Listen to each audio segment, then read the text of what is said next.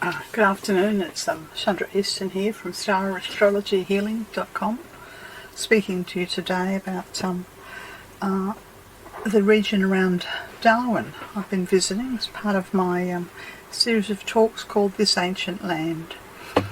So I find myself in Darwin, which is Larrakia country, and these are the traditional owners who speak for this country. I arrived here a few days before the full moon in May. This is known as the Asala. It's a very auspicious time in the spiritual calendar for opening our hearts to humanity, and so I was very happy to be in Darwin at this time. I spent a few days in and around the region, and I'd just like to talk to you about some of my impressions. The Larrakia Nation, they're people who are of the land and also of the sea, as you can see from this map here, and the land that they speak for goes west to the Cox Peninsula, west of Darwin, to Gun Point.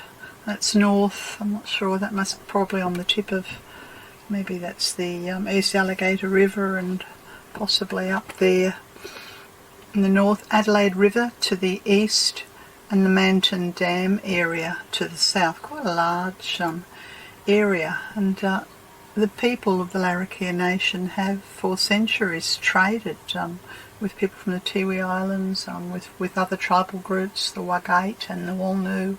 They've shared ceremonies, song lines, intermarried.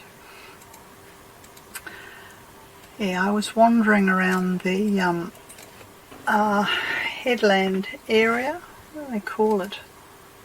Well, it's a sort of beachfront area, and I came upon this plaque speaking about Chinoot Chinoot.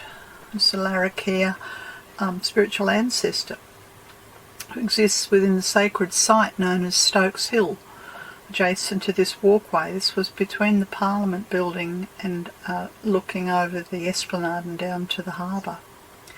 This ancestor manifests itself from time to time as a tawny frogmouth owl and stands as sentinel to the waterfront area.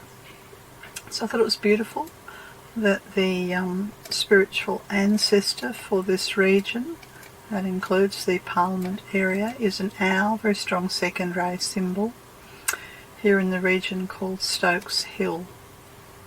I came upon another reference to the owl when I was wandering around the area, and came upon the, what do they call it, the deck chair cinema. And the deck chair people who have this outdoor cinema, which is down at the beach, if you'd call the bay of Stokes Bay, and they just acknowledge that they're on Larrakia country. And it was lovely to read about the Larrakia people and how they fished there and swam there. I don't know how they swam with the crocodiles, probably in the waterfalls inland. And they gathered bush tucker. There was abundant bush tucker. You know, there were fish and barramundi and mullet and salmon and prawns and whiting and snapper and bream and shellfish and crabs and green plums and black plums and peanuts and potatoes and bush apples and yams. Bush tucker was very, very abundant. Bandicoot, kangaroo, possum, fruit bats. You can understand why the people lived here, because it provided great livelihood. I also found it interesting that the people from the deck chair cinema mentioned that they hadn't been there very long before they realised that there was a barking owl. Now, this is not the same as the tawny frogmouth owl, but an owl nevertheless is clearly a very strong second ray place. And I also spent time meditating, contemplating in the Parliament Square. Very regal, tropical kind of a building. You'd have to say it's the best real estate in Darwin, one of the best sites in Darwin, and from this place of the Parliament many decisions are made. Also the courts nearby. I've been doing a little bit of reading, and I came upon the wonderful work that Senator Marlandiri McCarthy, who comes from the Gulf country, she's a Yanyua woman, and she's been in politics since 2005, and she's currently the opposition whip, Federal Labor.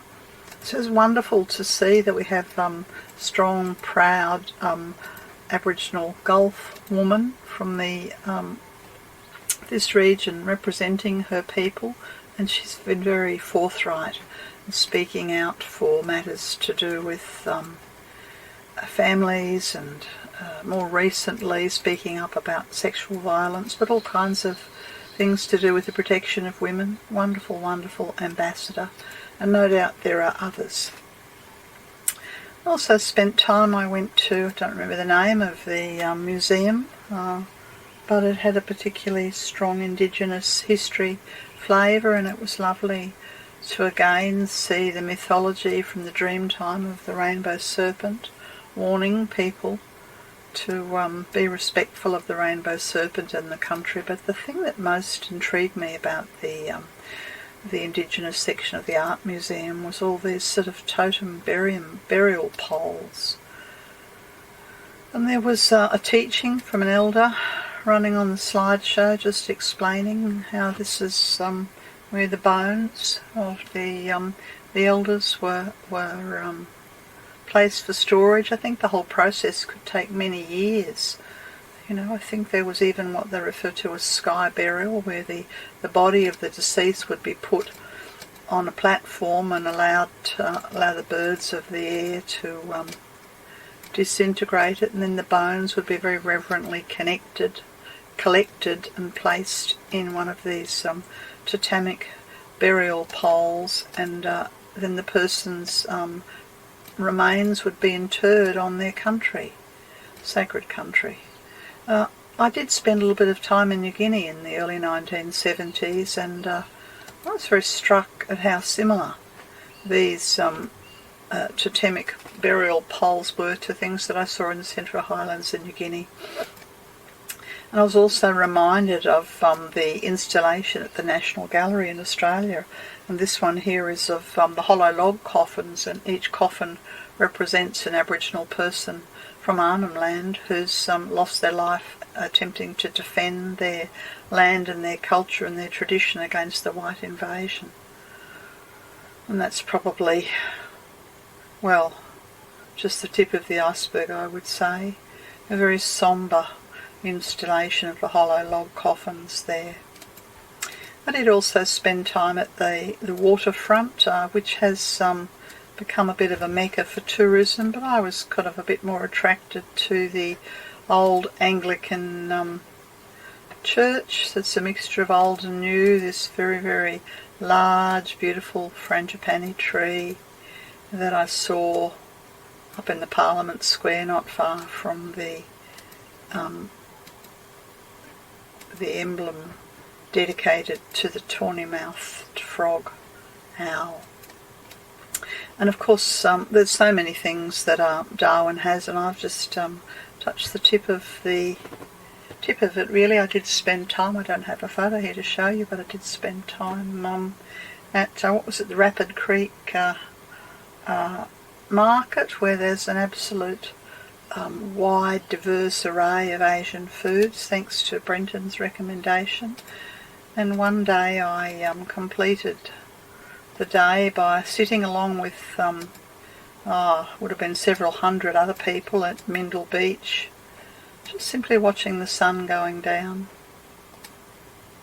It's a time-honoured ritual of humanities to watch the sun rise and the sun set, and I love to see it. It reminds us that the ancient traditions that have been with us for millennium, they're deep within the human psyche. Yes, that's my brief chat about my visit to Darwin, and deep respect that I have for the Larrakia Nation, whose land I've been walking upon. This has been Chandra Easton from StarAstrologyHealing.com. Go to my website and you'll find more of their short videos on this ancient land. Bye for now.